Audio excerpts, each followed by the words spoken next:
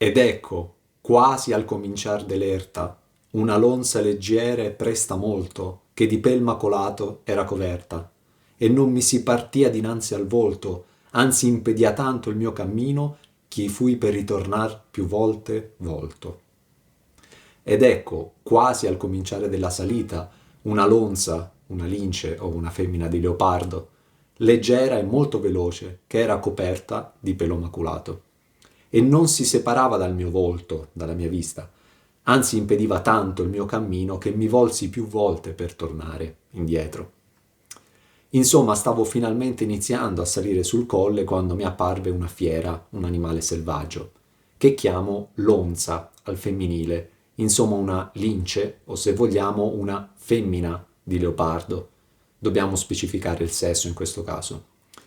Questi felini sono snelli, agili e caratterizzati da una pelliccia maculata. Cosa rappresenta allegoricamente la lonza? Lo smisurato desiderio carnale, la passione corporale, che se la restringiamo al solo piacere sessuale possiamo chiamare lussuria. Una lussuria descritta nella sua leggerezza, che proviamo in lei, snella, velocità con la quale arriva e se ne va, presta molto, eroticità e mistero del pelo maculato. È una femmina e anche in Inferno 5, quando incontro i peccator carnali che la ragion sommettono al talento, desiderio, in questo caso sessuale, le parole lussuria e lussuriosa appaiono soltanto in riferimento a due donne, rispettivamente Semiramis e Cleopatras. Questo è il primo desiderio terreno che mi impedisce di giungere alla vera felicità. I peccatori carnali che la ragione sottomettono al desiderio sessuale sono i primi peccatori che trovo dentro l'inferno, non considerando le anime del limbo, dato che essi non peccaro, Inferno 4. Ed è l'ultima colpa che trovo salendo la montagna del Purgatorio, quindi nel posto più alto, proprio sotto la cima. Quindi anche geograficamente sono posti nel punto più alto sia della fossa dell'inferno sia della montagna del Purgatorio e quindi i più vicini al cielo. Perché? Ma è perché Dio ci ha fatto a sua immagine e somiglianza. Avere passione per il corpo umano è la cosa più comprensibile. Anche lo Genesi sottolinea che l'ultima cosa che è stata fatta per completare l'universo fu il corpo di una donna. Non c'è niente di sbagliato nel godere dei piaceri sessuali, come neanche di quelli del cibo e dei soldi, situati subito dopo nell'inferno. È punita la dismisura, il troppo, e in alcuni casi il troppo poco. Sempre ricordando che anche Beatrice, ciò che di più bello ho visto sulla terra, adesso è un cumulo di ossa seppellito sottoterra, e che quindi le cose terrene non possono portare alla vera felicità. E per citare i Dialogorum Libri di Seneca, gli antichi ci hanno insegnato a seguire la via retta, non la più gradevole, affinché il piacere sia non guida, ma compagna della volontà buona. Non mi si partia dinanzi al volto, è lo sguardo che fa scattare la passione. La lonza non si toglie dal mio sguardo. Anche affrontando la lussuria quasi in cima al purgatorio, la mia guida continua ad avvertirmi che per questo loco si vuole tenere agli occhi stretto freno, però che rar potrebbesi per poco. Io, davanti a questo eccessivo desiderio carnale, che non mi si toglieva davanti agli occhi, più volte mi girai a guardare la selva dei desideri materiali. Tempera dal principio del mattino e il sol montavan su con quelle stelle che eran con lui quando l'amor divino mosse di prima quelle cose belle. Sicca ben sperar m'era cagione di quella fiera alla gaetta pelle, l'ora del tempo e la dolce stagione. Era il momento nel quale inizia la mattina e il sole saliva su, sorgeva, con quelle stelle, la costellazione dell'Ariete, che erano con lui, col sole, quando l'amore divino mosse per la prima volta quelle cose belle, le stelle. Così che l'ora del giorno, l'alba, e la dolce stagione, la primavera, mi erano motivo di sperare bene davanti a quella fiera dal pelo maculato. Per citare il tempo utilizzo stelle, pianeti e altro, ma mai gli oriuoli, orologi, che con le loro lancette, che girano lente e veloci, come parafrasando li descrivo in Paradiso 24. Insomma, in questo continuo salire e scendere di emozioni, davanti alla lonza ripenso di tornare indietro, ma interpreto il sorgere del sole e la primavera come buoni auspici per superarla. Credo infatti che il primo movimento delle stelle, quindi l'inizio del tempo, sia avvenuto durante l'equinozio di primavera, come già nel De Repubblica di Cicerone, che a sua volta scrive che questa credenza c'era già dagli antichi egizi. Lì il Sole ha la sua massima virtù, con la costellazione dell'Ariete, primo dei segni zodiacali della nostra astrologia, dove infatti a Fiorenza l'anno inizia a marzo e di conseguenza settembre, ottobre, novembre e dicembre sono il settimo, ottavo, nono e decimo mese. Anche nella mia poesia Io son venuto al punto della rota, scrivo che trasse fuor la virtù d'Ariete per adornare il mondo. Ci troviamo quindi nel 25 marzo del 1300 del calendario fiorentino. Questo si intende da vari riferimenti sparsi nell'opera. Continuiamo. Ma non sì che paura non mi desse la vista che m'apparve d'un leone. Questi parea che contra me venisse, con la testa alta e con rabbiosa fame, sì che parea che l'aere ne tremesse, ed una lupa che di tutte brame sembiava carca nella sua magrezza e molte genti fegia viver grame, questa mi porse tanto di gravezza, con la paura c'uscia di sua vista, ch'io perdei la speranza dell'altezza. Ma non così forte la speranza, come la paura che mi diede la vista che mi apparve di un leone. Questo, leone, pareva venire contro di me con la testa alta e con fame rabbiosa, così che pareva che l'aria tremasse, e una lupa che sembrava scavata nella sua magrezza di ogni bramosia, e fece già vivere con sofferenza molte genti. Questa, lupa, mi addossò così tanto peso con la paura che usciva dalla sua vista, sguardo, che io persi la speranza dell'altezza di salire. Il leone e la lupa appaiono in rapida successione, tutto all'interno di un periodo, senza pausa, e di nuovo la paura, che questa volta è così forte da farmi perdere ogni speranza di salire. Desse e tremesse rimano con venisse, in modo imperfetto, detto anche siciliano. In presenza di un forte caldo l'aria sembra ondeggiare, ma con la presenza di questo leone l'aria non ondeggia per il calore, ma trema per la paura. Cosa rappresenta il leone? La superbia. La testa alta di chi si crede superiore e la rabbiosa fame contro gli altri. Il suo opposto è l'umiltà, che alla fine alzerà gli umili più di qualsiasi superbia. I punti cruciali della storia dell'uomo, della sua nascita e della sua morte, anche spirituale, li contrappongo invertendone l'ordine in Paradiso 32.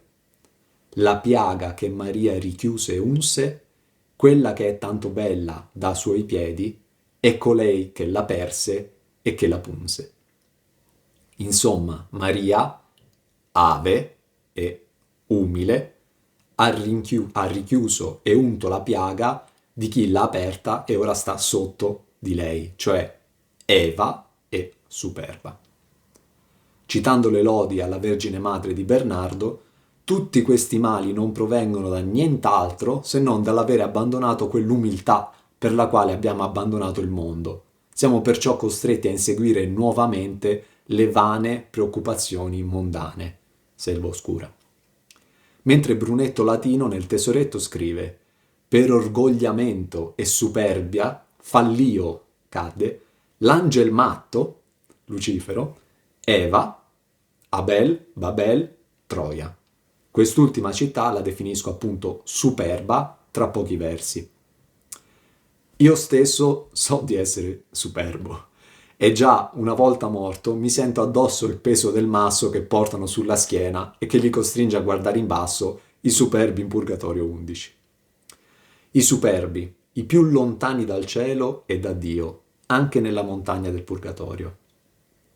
Subito dopo un terzo animale, di nuovo una femmina, questa volta una femmina di lupo. I lupi sono noti per la loro inestinguibile fame e arrivano a uccidere interi branchi di prede senza poi neanche mangiarle tutte, ma nonostante mangino voracemente, restano magri spesso. Questa volta ho troppa paura e perdo la speranza di salire. Da solo non riesco a superare questo ostacolo, che stavolta non fa vivere con sofferenza solo me, ma molte genti. Non lascia altrui passare. Spiego i significati della lupa al termine della sua descrizione. Lonza, leone e lupa. 3 animali famelici, carnivori, aggressivi, citati insieme già da Ovidio, Isaia, Geremia, eccetera. E quale quei che volentieri acquista, e giugne il tempo che perderlo face, che in tutti i suoi pensieri piange e s'attrista, tal mi fece la bestia senza pace, che venendomi incontro a poco mi ripigneva là, dove il sol tace. E come chi volentieri, con piacere, acquista, aumenta il suo patrimonio, e giunge, arriva, il tempo che lo fa perdere, che in tutti i suoi pensieri piange e si rattrista, così mi fece, ridusse la bestia senza pace a pagamento, che, venendomi incontro a poco, mi rispingeva indietro là, nella selva, dove il sole tace, non arriva. Una seconda similitudine per spiegare, superati i primi ostacoli, che mi sento come quello che è felice perché riesce a fare dei passi in avanti, migliorare, aumentare ciò che ha, fino a quando arriva il momento che gli fa perdere, magari anche tutto. Il problema è che perdere, nel mio caso, significa tornare indietro dove mi ero smarrito, nella selva oscura, dove il sol tace e silenzioso. Non si vedeva, come chi incontro adesso. Il sole c'è, anche quando siamo in una selva oscura, ma lì tace, non arriva, è ostacolato. Il buio è assenza di luce.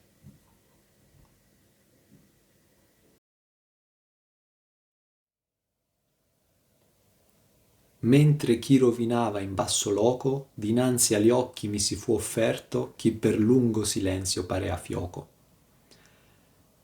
Mentre io rovinavo, precipitavo, nel luogo basso, davanti agli occhi mi si offrì, sopraggiunse, chi, colui che, a causa di un lungo silenzio, pareva era diventato fioco, impercettibile. Dai proverbi, ripresi anche dal convivio, la strada dei giusti è come la luce dell'alba, la via dei malvagi è oscura, non sanno dove rovineranno. Senza anticipare chi è, evidenzio che costui mi si fu offerto, gratuitamente, un aiuto che non ho chiesto, libero, che non devo ripagare. Il lungo silenzio fa sembrare debole chi non è ascoltato, non chi non è conosciuto o non c'è. Infatti nel prossimo canto, riguardo alla sua fama, si dice che ancor nel mondo dura e durerà quanto il mondo lontana. E in Inferno 20 lui stesso mi dice, così il canta l'alta mia tragedia, in alcun loco ben lo sai tu che la sai tutta quanta. Ancora una volta vista e udito, fioco e silenzio si mescolano come alla fine della terzina precedente, sol tace, che è, sono obbligato a dirlo, una citazione dell'Eneide di Virgilio, Tacita Luna. Il silenzio e il fioco di costui sono come il tace del sole, che concludono appunto la terzina precedente, non significano che prima non c'erano, ma che non erano percettibili perché ostacolati.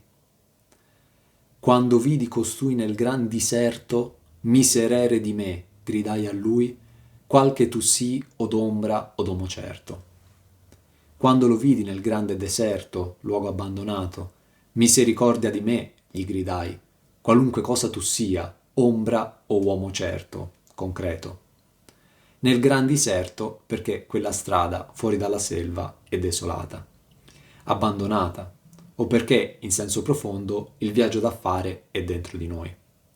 Questa piaggia diserta, terzo luogo tra la selva e il colle, raggiunta da chi supera l'acqua pericolosa e la riguarda, ricorda l'Esodo, sia dal punto di vista dei richiami, sia per il senso allegorico.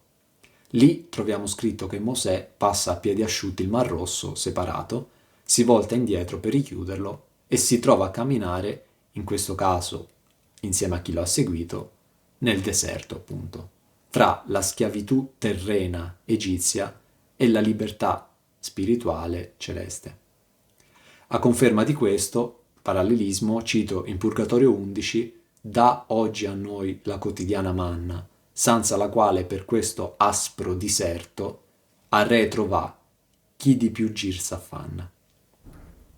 Le prime parole che pronuncio direttamente all'inizio del viaggio e che riprendo nel penultimo del Paradiso alla sua fine sono riprese dai Salmi: «Per doglia, dolore del fallo, errore». Spiegano il convivio che pietà è il genere e misericordia una delle sue specie. Sostituire una parola con l'altra è sbagliato. Infatti per pietà non intendo dolersi dell'altrui male, anzi è questo uno suo speziale, particolare effetto, che si chiama misericordia ed è passione. Ma pietade non è passione, anzi è una nobile disposizione d'animo, apparecchiata di ricevere amore, misericordia e altre caritative passioni. Sono questi i primi due passi da compiere quando si ha un problema. Capire di avere un problema, chiedere aiuto se non riusciamo a risolverlo da soli. In un altro mio libro, Monarchia, scrivo che essere assolti senza essere pentiti è una cosa che neppure Dio potrebbe fare. L'uomo certo è un essere umano vivo, con il corpo. Senza complicare troppo la situazione, può intendere ombra semplicemente come l'ombra che vedi a terra quando una luce colpisce il tuo corpo. Cioè un qualcosa che somiglia a te, che ha la tua forma, che fa ciò che fai tu, ma che non è completamente te, è incorporea. Rispuosemi: non homo già fui, e li parenti miei furono lombardi, mantoani per patria ambedui. Mi rispose: non sono un uomo vivo, fui un uomo, e i miei parenti, genitori, furono lombardi dell'Italia del Nord, ambedue di Mantova. Non è un uomo certo, è l'ombra di un uomo, che quindi ora è morto con il corpo, e come prima caratteristica dice che i suoi genitori furono di Mantova, che nel mio tempo e nella mia lingua fa parte del nord della penisola italica, chiamato genericamente Lombardia. Iniziare la propria presentazione non dicendo il nome ma il luogo di nascita è comune nella mia opera e ottiene l'effetto di una prima indicazione dei tratti che accomunano gli abitanti di un luogo, usi, difetti, moda e altro. Nacqui sub Iulio, ancor che fosse tardi, e vissi a Roma sotto il buon Augusto nel tempo degli dei falsi e bugiardi. Nacqui sotto il potere di Giulio, Cesare, anche se morì quando ero giovane, e vissi a Roma sotto il buono, eccellente, Augusto, Ottaviano, nel tempo degli dei, pagani, falsi e bugiardi. Non avrebbe proprio potuto seguire Cristo, dato che morì prima di lui, ma credeva negli dei romani, che rispetto al Dio cristiano sono falsi, non veri, e bugiardi, non sinceri. Traducendo il De Civitate Dei di Agostino, non cercare dei falsi e fallaci, rifiutali piuttosto e disprezzali, slanciandoti verso la vera libertà. Non posso, dopo questa citazione, non anticipare che il guardiano pagano del purgatorio si è salvato perché, nonostante credesse in quegli dei, il suo slancio verso la libertà fu più forte. Poeta fui e cantai di quel giusto figliuol d'Anchise che venne di Troia, poiché il superbo Ilion fu combusto. Fui poeta e cantai, scrissi, di quel giusto figlio di Anchise, Enea, che venne da Troia dopo che la rocca superba Ilio, Troia appunto, fu combusta, bruciata. Ecco chi è. Questo è il poeta che raccontò la storia del figlio di Anchise che arrivò in Italia lasciando la città di Troia in fiamme. Non serve che dica il suo nome, anzi voglio avere io l'onore di pronunciarlo tra poco. Neanche il nome Enea viene ancora citato direttamente, viene presentato come figliuol d'Anchise, mentre nel prossimo canto è chiamato di Silvio il parente, padre. Superbo Ilion, l'aggettivo giusto riferito a Enea, che nella Bibbia indica chi segue Dio, e già tanto altro come i latinismi parenti e combusto sono palesi omaggio alla sua opera e a lui. Poeta, prima parola della terzina, il nome che più dura e più onora, come scritto in Purgatorio 21. Ma tu perché ritorni a tanta noia? Perché non sali il dilettoso monte, che è principio e cagion di tutta gioia? Ma tu perché ritorni a tanto tormento? Perché non sali il colle dilettoso, che suscita piacere, che è principio e cagione, causa di tutta compiuta gioia? La domanda è semplice. Perché torni verso la terra, verso la selva, invece di andare verso il cielo, verso il colle? Con le parole contrapposte noia e gioia che rimano. A volte abbiamo bisogno che qualcuno semplifichi e ricordi a noi il nostro errore per capirlo meglio. Noia è una parola dal forte significato, angoscia, tormento. Cristo nei Salmi è chiamato il dilettoso. Certamente abbiamo citato Francesco che in vita si privò dei suoi beni materiali per seguire quelli spirituali, ma prima di lui quello che gli ha insegnato la via da seguire per ricongiungersi al Padre nostro e suo Figlio. Mentre principio e cagion di tutta gioia è ripreso dall'Etica Nicomano di Aristotele. Or se tu quel Virgilio e quella fonte che spandi di parlarsi il largo fiume, risposio lui con vergognosa fronte. Allora se proprio tu quel Virgilio e quella fronte che espandi di parole, poesia, un fiume così largo, grande, gli risposi con la fronte riverente. Ecco il nome che ho l'onore di dire personalmente, Virgilio, la fonte di un grande fiume di sapienza, metafora già usata da Cicerone nel De Repubblica e in Proverbi, la fonte di saggezza è un ruscello che scorre perenne. O riverenza, abbasso lo sguardo per l'enorme emozione che provo a trovarmi davanti all'ombra del mio maestro, data la sua grandezza. O degli altri poeti onore e lume, vagliami il lungo studio e il grande amore che m'ha fatto cercar lo tuo volume. Onore e lume, luce, degli altri poeti, mi valga presso di te il lungo studio e il grande amore che mi ha fatto ricercare la tua somma opera. Virgilio è un punto di riferimento per noi poeti. Anche Stazio, in Purgatorio 21, dice di lui la divina fiamma, Eneida, onde sono illuminati più di 1000 altri poeti. Insomma, una fonte metaforicamente di acqua o di luce. Per ottenere una buona conoscenza servono proprio queste due cose, lungo studio e grande amore. Di questa opinione è anche Orazio che nell'Ars Poetica scrive «Io non vedo a che possa lo studio senza il fuoco del cuore o il pathos senza lo studio, che l'uno richiede il concorso dell'altro, cospirando in amichevole unione». Nel Convivio scrivo «Si dice filosofo alcuno per lo comune amore, al sapere, perché senza amore e senza studio non si può dire filosofo, ma conviene che l'uno e l'altro sia». E se vogliamo che Virgilio personifichi la filosofia, per essere più precisi le dottrine filosofiche, completate da quelle spirituali, personificate da Beatrice, allora dobbiamo citare il De Consolatione Filosofie di Boezio, dove anche lui, guidato dalla filosofia, scrive «Non era lecito alla filosofia lasciare che un innocente camminasse da solo, senza accompagnarlo». E la monarchia. Alla prima beatitudine di questa vita, infatti, giungiamo per mezzo delle dottrine filosofiche, Virgilio, allorché le seguiamo con l'operare secondo le virtù morali intellettuali. Alla seconda beatitudine della vita eterna, invece per mezzo delle dottrine spirituali, Beatrice, che trascendono dalla ragione umana. Boezio stesso è presentato in Paradiso 10 come l'anima santa che il mondo fallace fa manifesto a chi di lei ben ode, comprende.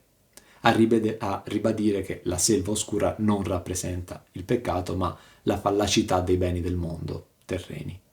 Ma anche perché la guida che mi fa uscire dalla selva del peccato risulterebbe paradossalmente un pagano che crede agli dei falsi e bugiardi. Tu sei lo mio maestro e il mio autore, tu sei solo colui da cui io tolsi lo bello stile che m'ha fatto onore. Tu sei il mio maestro e il mio autore, tu sei il solo da cui io tolsi, appresi, il bello stile, bello stilo, modo della scrittura, che mi ha fatto onore. Autore nel senso latino del termine, inteso come colui che fa crescere. Bello stilo tecnicamente significa stile tragico e nel mio De Vulgari Eloquentia definisco la sua Eneide somma tragedia. Poeta e onore, due parole fondamentali nel limbo nel quale Virgilio è condannato. Così come mi ha aiutato nella vita terrena, così anche in questo viaggio, letteralmente ultraterreno, dopo un lungo smarrimento, è tornato in mio soccorso e in suo onore la mia commedia sarà ricca di riferimenti tolti dalla sua tragedia. Vedi la bestia per cui io mi volsi, aiutami da lei, famoso saggio, che ella mi fa tremar le vene e i polsi. Vedi la bestia per la quale io mi sono voltato, aiutami da lei, famoso saggio, che quella mi fa tremare le vene e i polsi. Saggio non solo perché antico poeta dotato di grande intelletto, ma perché anche da un punto di vista etico. Guarda il mio problema. È per colpa di quella lupa che sto tornando indietro. Difendimi da lei, famoso saggio, perché dalla paura che ho mi tremano le vene e i polsi, luoghi nei quali si sente bene battere il sangue per un'emozione forte. Ricordo che è la lupa il colpo definitivo che mi fa perdere la speranza di salire il colle luminoso. A te convien tenere altro viaggio, rispose poi che lagrimar mi vide, se vuoi campar desto loco selvaggio, che questa bestia per la qual tu gride non lascia altrui passar per la sua via, ma tanto lo impedisce che l'uccide. E ha natura sì malvagia e ria che mai non empie la bramosa voglia e dopo il pasto ha più fame che pria. A te conviene, è necessario, prendere un altro viaggio, percorso, rispose, poiché mi vide lacrimare. Se vuoi campare, sopravvivere e scampare da questo luogo selvaggio. Perché questa bestia, la lupa, per la quale tu gridi, chiedi con forza aiuto, non lascia passare nessuno per la sua via, ma tanto glielo impedisce che lo uccide. E ha una natura così malvagia e crudele che la bramosa voglia, voracità, non è mai empia, sazia, e dopo il pasto, aver mangiato, ha più fame di prima. Non devi passare di qui. Chi si avvicina alla lupa viene ucciso, e lei non è mai sazia. Se vuoi continuare a vivere è necessario che cambi strada. Sua via di chi vuole camminare ed è impedito da lei, non la via della lupa. Conviene, come precedentemente noia, ha un forte significato, è strettamente necessario, è vitale. Virgilio mi vede in difficoltà e mi aiuta. Mi consiglia, come fece coi suoi libri in vita, ed è proprio questo, vedermi in lacrime, la consapevolezza dell'aver individuato il mio ostacolo che non riesco io a superare, che lo fa iniziare a proporre la soluzione. In Paradiso 19 cito tutte e tre queste parole, lussuria, superbia, avarizia. E citando Geremia, i grandi conoscono la via del Signore, il giudizio del loro Dio, ma anch'essi tutti quanti hanno spezzato il giogo, hanno rotto i legami, perciò il leone della selva li uccide, il lupo, lupa, del deserto li distrugge, il leopardo, l'onza, sta in agguato presso le loro città. Chiunque ne uscirà sarà sbranato.